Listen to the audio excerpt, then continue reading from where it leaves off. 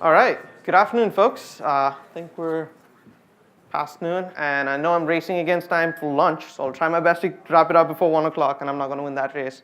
And I've been known to speak real fast, so let me know if I become too fast enough in trying to hit that 45-minute mark. It's great to be back at Macadoc. This is my second year, and second year in London. Absolutely love the city. My name is Naveen Pitchandi. I lead the product management team for all things Apple at VMware End User Computing. And I'm on Mac Admin Slack as well, number lock on that and all the other platforms that I'm on.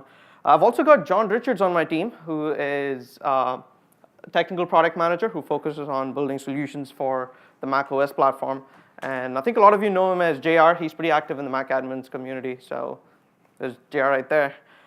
I know the last year when we here at Macadoc, we spoke a lot from looking at it from the lens of device management and how sort of Mac OS is moving in this fluid motion towards a particular direction, how MDM is going to be important and things like that. So this year, we'd like to take a step back and start looking at the other factors and other parts of that equation that's going to get you to that future state of IT. And what are you thinking? Why are you thinking that way?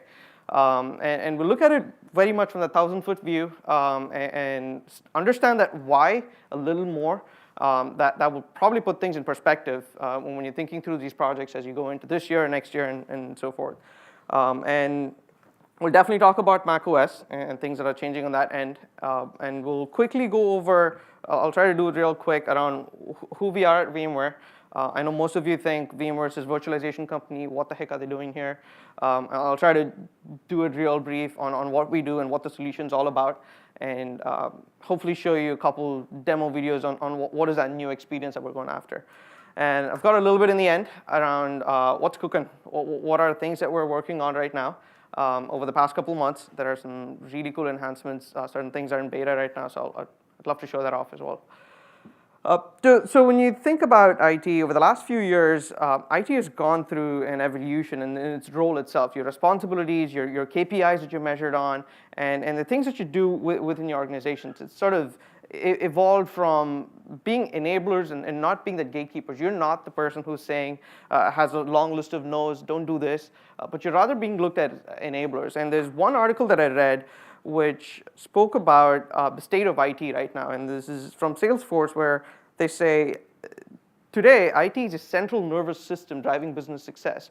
And I couldn't say this better, because IT is now looked at as sort of extension for multiple business units. To make sure that business unit is successful, you want to have IT in that partnership to make sure you get your users the right tools at the end of the day to be successful. And one other synergy that's been going on across the board, regardless of which sort of enterprise, education, whatever you're part of, is around the synergy with trying to get that best talent. And how do you hire the best talent into your organization, and how do you make sure they stay in that organization? And this is actually very interesting when you think about it, because to better understand why that is and why that is more important now more than ever before, it's good to understand the workforce. So if you look at the workforce, over 1/3 are millennials. And if you look at the requirements, and most of them look at up-to-date technology as sort of a requirement before they even think about these organizations. So 93% of them want to have up-to-date technology to make sure they have that beforehand before they pick the workplace. This is actually crazy when you think about it. And I have a personal story myself, because my wife is a developer, and before she moved into Atlanta, it was crazy. She was looking at a bunch of companies, and the first thing that she usually asked was, do they actually offer a Mac? And it blew my mind, because I was like, why would you ask that? And I don't think she knew what I was working on at all, but she was like, I want to make sure the company offers a Mac. So in her mind, a company offering a Mac is equivalent to it being more forward-thinking and more open of its sort, and giving her the right tools to be successful. So that was actually very interesting to know. And the other part of this data is also, if they're in your organization, little less than half of them say they will quit if they have substandard technology. If you're not giving them the right tools to be successful, they will leave. So I was trying to look at this a little more, trying to find more data around what is the cost of this attrition and this turnover, because at some point it's going to hit your organization and productivity, right? And I couldn't find anything that's at a per organization or an average level. It was very interesting. There was actually numbers on hit to the economy itself. And I could only get the numbers for the US economy, so forgive me for that. but it was a crazy $30 billion annually to the economy, just the millennial turnover. It was pretty crazy when I thought about it, and I was like, what? That doesn't make sense. So I was trying to wrap my head around what is $30 billion at the end of the day. It's actually equivalent to 18,000 Macallan Valerio 1926 bottles. Yeah, I give them, why would they ever leave, right? Let's look at one more. It's over 100,000 trips to space every year. One heck of a work trip. This one's even better. Last one, I promise. It's a full Netflix subscription for every single person in US. Talk about quality of life. But let's come back. It fundamentally boils down to, can we start offering choice to users? Can we start giving them the tools that they like to work with so they can be more successful? And this is where IT plays a huge role and has that synergy effect, like I said. Right? You can change the outlook of your organization by adopting some of these tools and techniques at the end of the day. And the first part, of course, is the device piece of it. And in the past decades, when you think about it, we associate with what kind of music we listen to, what kind of car we drive. And a part of us today is around what brand of personal technology that we use. When I walk into a Starbucks and pop open my MacBook Pro or my brand new iPad Pro and start working on it, there's an unquantifiable sense of gratitude and that connection with that brand. I love just using my latest technology out there, and I'd love to say that my company actually gives this for me. And that sort of goes a long way and sort of adds up to that employee satisfaction at the end of the day. And when you think about choice, there are two facets to it, right? One is, of course, around giving them any device of choice, any device that they'd like to pick and work on. But the other side of it is also working anywhere. That is, they can work anywhere in the company or outside, being in a Starbucks or halfway around the globe, and giving them that level of access regardless of where they work from. So let's look at these two different facets. And the first one is, of course, offering any device. And there was this slide from last year at Graham and Brett's presentation, and I love this slide, where it said, stop offering the OS and start offering that service. So stop thinking about the vertical configurations of your operating system, but start looking at that horizontal slice of that service. So when you start changing your mental model this way, you start thinking completely different. So every time when you start offering this new operating system to a user, it's not another net new effort. Like you start thinking about that consistent experience regardless of which device that they pick, and they go from there. And this can be through any tools that you may use today, be it an open source tool or a homegrown tool, whatever it is. But when you start changing your mentality to this sort of mental model, it makes things a lot easier for your users so that they can start being enabled, but regardless of which device that they pick. And the second part, of course, is working anywhere. Right? When you start thinking about that anywhere access, any app, anywhere access, the fundamental security model that we have saying a user is secure as long as they're inside the perimeter in those four walls starts breaking down, right? Because you've got to start thinking about a user either in your company cafeteria or halfway around the globe in a Starbucks, and you need to be giving them that same user experience for accessing things, but you also have to have an underpinning on your security. You can't just let them go access anything that you want. So things start breaking down there a bit, and I know a lot of organizations start adopting this new model. Of course, Google was pretty vocal about it around Zero Trust, and there are a few other organizations starting to adopt this. It's important to start thinking through this more and more, because this is not going to be an exception going forward. It's most likely going to be a norm over the next few years. So it's good to think about this, because it's not just an upgrade to your security, but it also improves the user experience and allows you to get to that any device, anywhere, sort of that promised land. And the big piece of this, of course, is that two data points that you get about your device posture and, of course, your user posture, and giving a score of, yes, this device and user are secure enough to get this access or not. And there are multiple tools to actually make this possible, but and we'll talk a little bit about how we do it, but these are things that we would recommend you to start thinking through as you look into this year and going into next year. So if you start putting all of these together, right, from all our conversations with a lot of our customers, partners, the top three priorities from what we heard are around how can we be more employee first? How can we start offering and working on projects to make sure we keep our employees first, and device as a choice and all of that definitely comes in there. And sort of a segue to that is offering zero trust. How do we get to that anywhere piece of any app, any device, and anywhere? And the last, of course, is how do we keep it simple? So if we want to do the first two boxes, we can't have an additional cost every time we try to add new projects, and we'd like to keep it simple at the end of the day. Choose your tools to make sure that it's extensible. And of course, I definitely recommend Graham and Brett's presentation where they speak about how they use Monkey and Sal and all of that to start supporting the other platforms in their deployment. That's really key because you start thinking through your existing tools that you have and expanding it to your portfolio and trying to get that good experience at the end of the day without additional cost. Every single time that you add something, you don't want to start adding cost to it. And of course, monitoring is part of it, which is looking at your fleet as a whole. You don't want to have 5 different things to look at your fleet. At the end of the day, this is not all net new concept. It boils down to great user experience, better security, lower cost. And that's what it sort of boils down to. So we'll put a pin on this and come back, and let's talk a little bit about macOS. And I know over the years, macOS has gone through an evolution. The last 2 years were a bit bumpy, but when we think about it, hindsight, a few years from now, we'll absolutely appreciate some of these changes that are happening in the macOS system, improve security and privacy. I know it's been of a struggle lately, but I guarantee you, when you think through this later on, you'll definitely appreciate it. And one of the biggest concerns that we had, folks who loved macOS, when we heard about APFS and some of these changes, is macOS going to merge with iOS? Is it going to be the same thing? And of course, Apple, I really thank Apple for doing this, where they publicly said, no, we're not going to do it.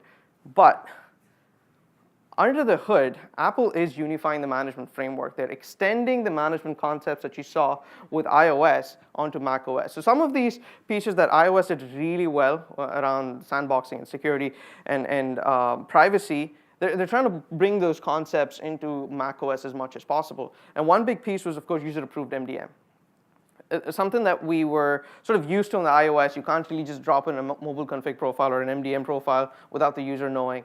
User has to accept it. And privacy preferences, if any application needs access to system resources or any of those camera or microphone permissions, a user needs to accept it.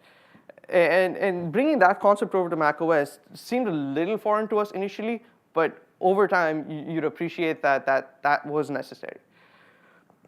But if you think about it a little more, it's not just these pieces. Under the hood, Apple has a bigger plan. They're trying to bring a common fabric for management in general.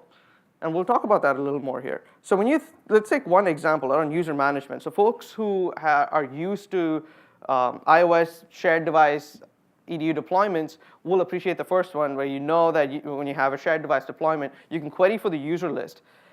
And that request was around iOS 9.3, and in 10.12, Apple released that same request for macOS, where you can actually query for a list of users. If you look at the request, it's the exact same thing. It's the exact same request that you call for both these devices. The response is a little different, which is, of course, acceptable because these devices behave in a little different fashion, at least now. We'll see where that goes in the future.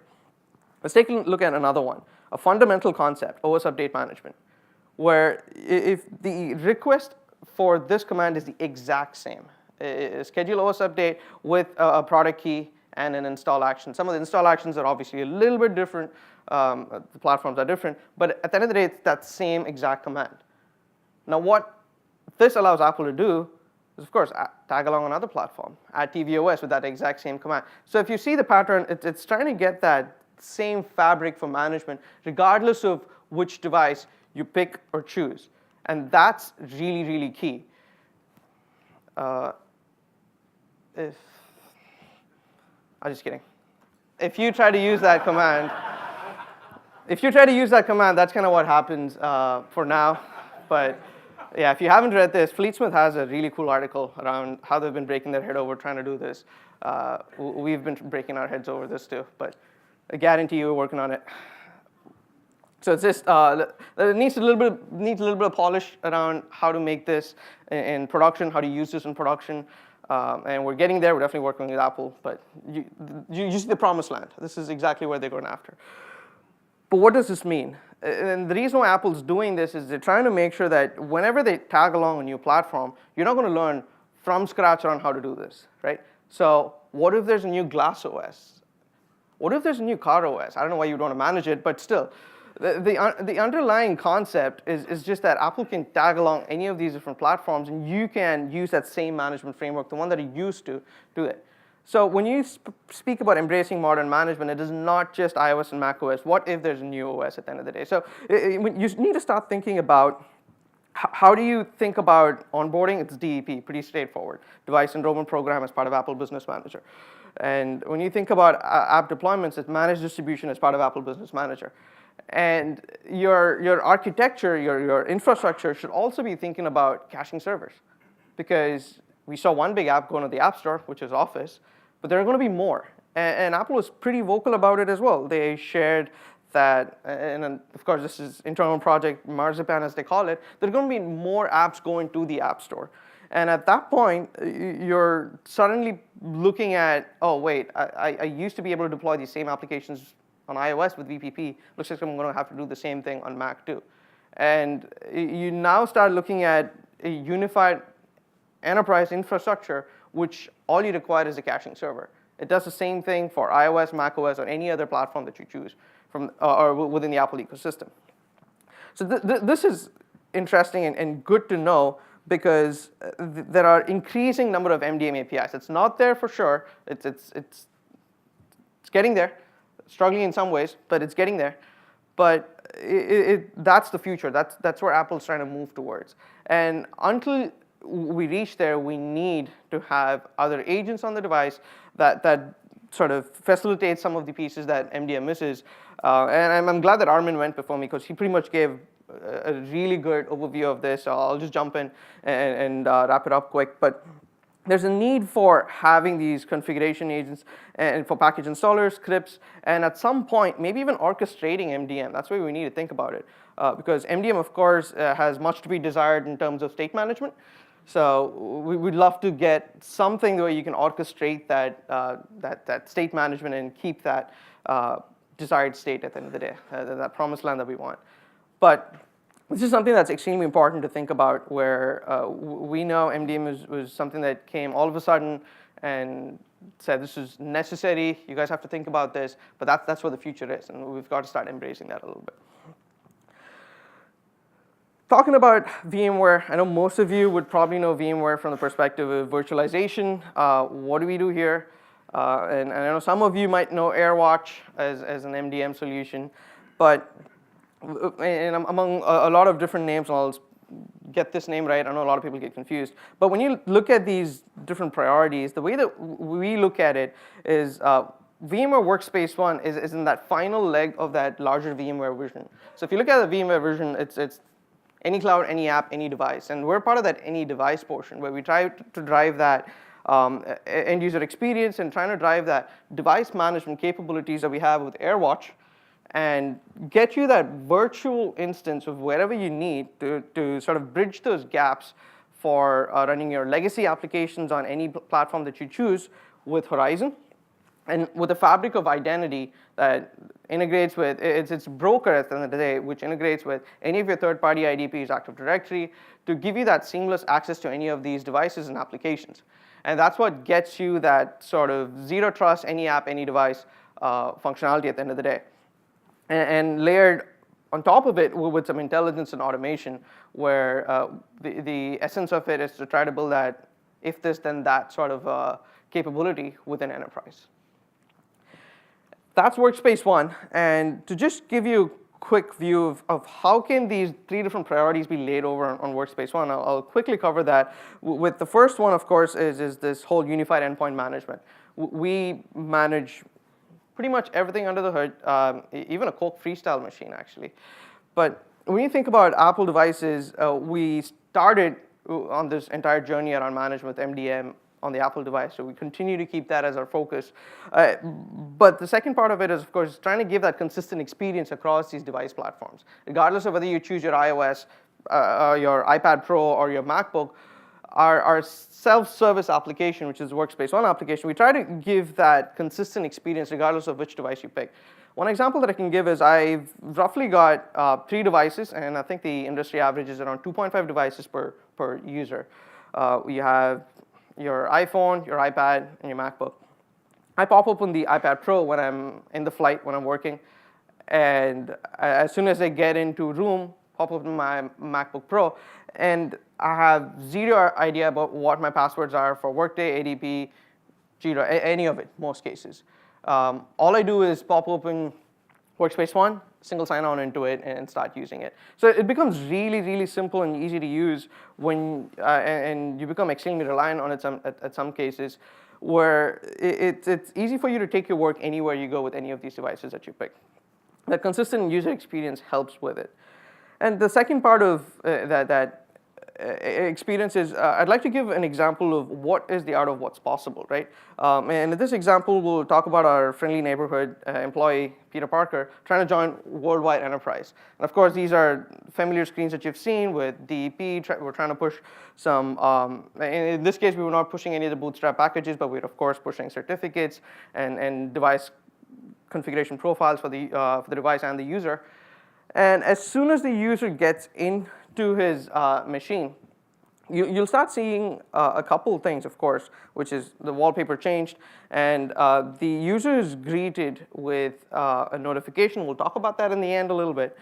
And when you launch the application, this is that self-service application that houses all of your native apps, SaaS apps, virtual apps that you need. And of course, shows you your progress indicator of how long the applications are going to take to install and download.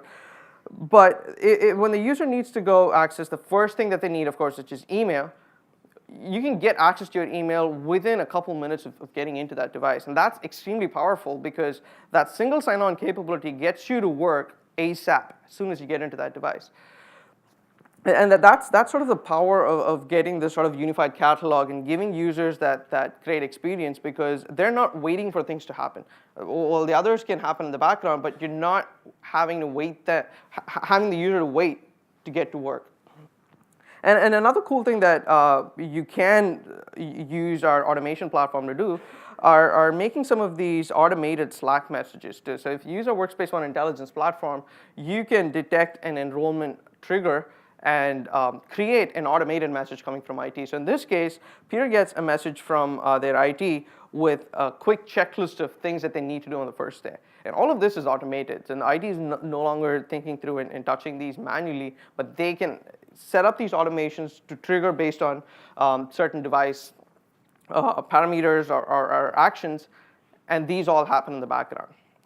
Now, talking about the getting to work immediately concept, Mike, Peter's boss, has a quick work for him. I know this is his first day, but he has something for him to start work with. And Mike has no idea, Peter has no idea what this file is, but as soon as he launches is when he understands that this is actually a Visio file, and we know Visio is not there on Mac. But that's where we make it extremely simple, where we launch a virtual session of Visio and run it in close to native as much as possible for the user on the device. So when you think about this connected experience, at no point is Peter thinking, is this a web app, native app, virtual app? Like, how do I get access to this? And then that single pane of glass within the one-stop shop for anything that you need in the enterprise plays in well with that Workspace ONE app. And talking about zero trust, and this is the white paper that Google released around the different pieces that you need for zero trust.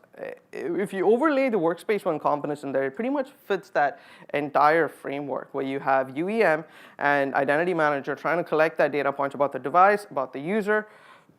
There's a compliance engine, and the intelligence engine now will be supporting some trust network partners where you can feed in data from other EDR systems and things like that.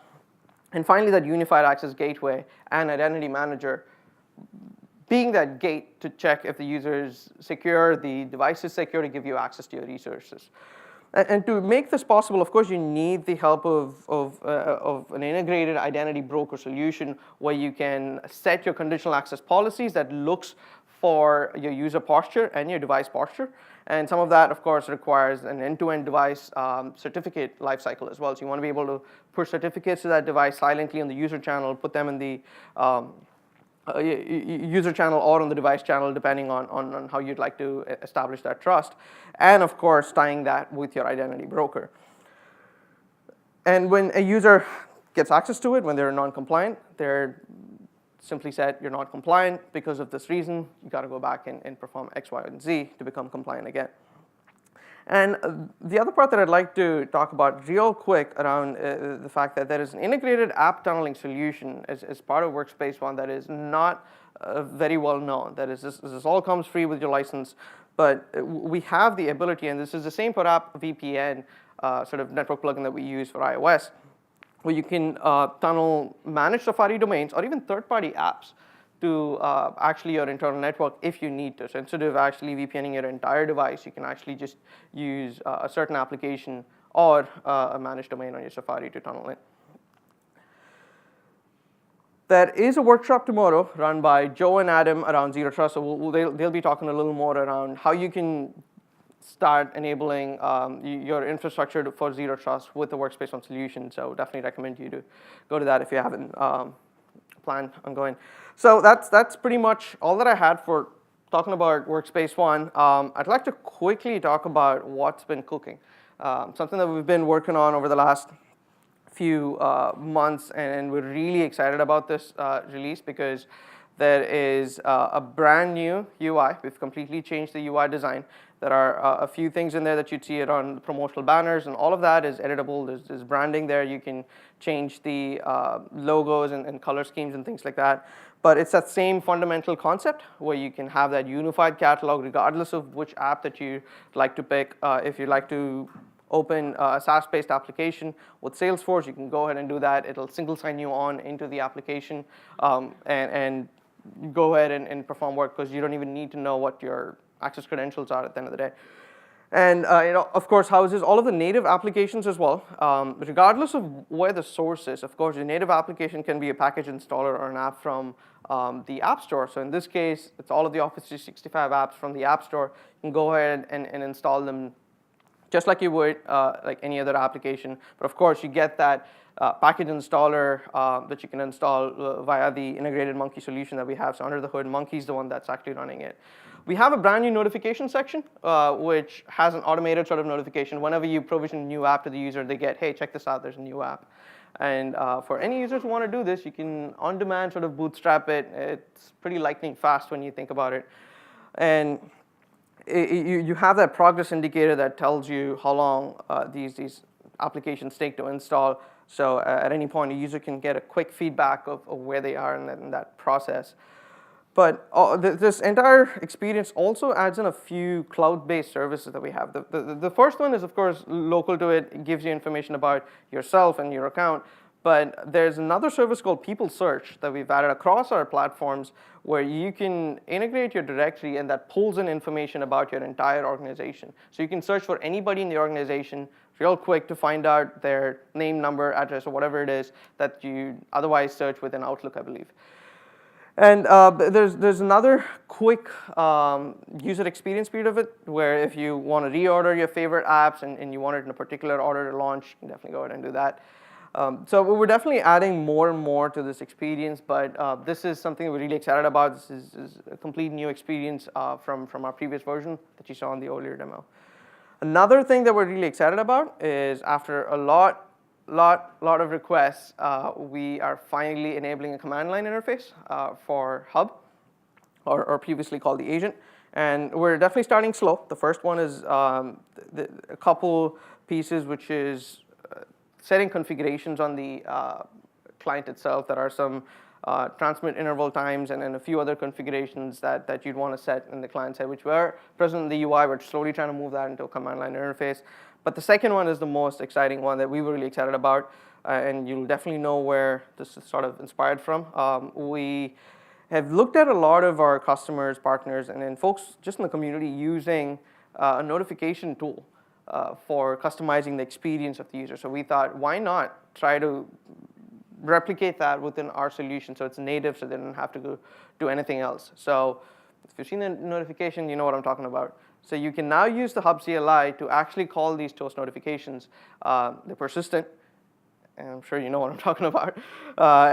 You can call these notifications, run a script with an action button, and of course, it's not as full-fledged as Yo yet, but that's the goal. But the idea is to bring it as part of the portfolio, so you don't have to go repackage anything else outside. So a lot of this is using that same command line parser that Yo uses. So the goal is to get to that point where you can do a lot of these customization in your scripting and notify the user with this. And of course, as I said multiple times, this is we take inspiration from a lot of work that you folks are doing in the community. So thank you, Mac admins. You definitely inspired us, and we love to spend. And the reason why John and I usually try to get to these conferences is we get to have a lot of face time. You tell us how terrible some things are or how good some things are. And it's huge feedback for us, and of course, as you've seen, we're committed, and we want to get to a solution where all of you can use, and of course, at the end of the day, be happy that you used the solution because it was lesser headache for you. So thanks again, and that pretty much is all that I had. And John and I will be around, and of course, there are a few more folks from VMware as well will be in the booth. If there are any questions, regardless of whether you're users or not, if there are any questions that you may have, definitely come over to us. And hopefully, I hit it. I guess I hit it in time. Any questions before we break off for lunch? Perfect. Lunch wins. Thank you, folks.